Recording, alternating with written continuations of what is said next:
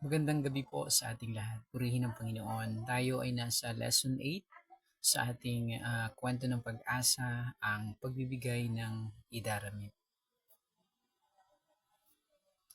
Matapos ng kainin na Adan at Eva, natakpan ang mga dahon ng igos, ang kanilang pagkakasala at kahihiyan.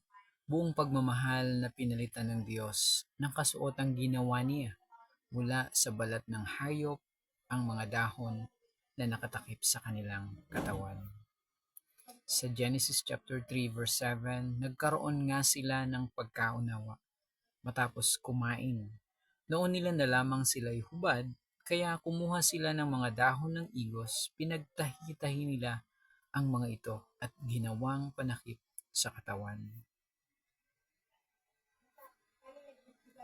Sa verse 21 naman ng chapter 3 ng Genesis, ang mag-asawa ay ginawa niya unang Diyos ng mga damit na yari sa balat ng hayop. Ano nga ba ang pagkakaiba ng kasuotan ni Eva at Adan?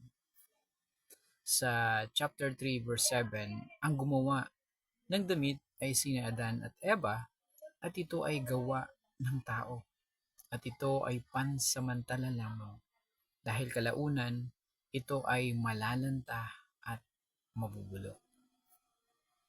Sa Genesis chapter 3 verse 21, ang gumawa naman ng damit ay ang Diyos at ito ay pangmatagalan at hindi nabubulo.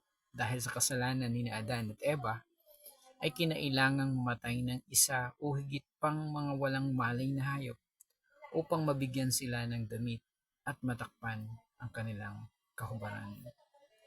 At ang Diyos lamang ang may kakayahan na gumawa ng paraan para mapagtakpan ang ating mga kahubaran, ang ating kasalanan ay mabayaran.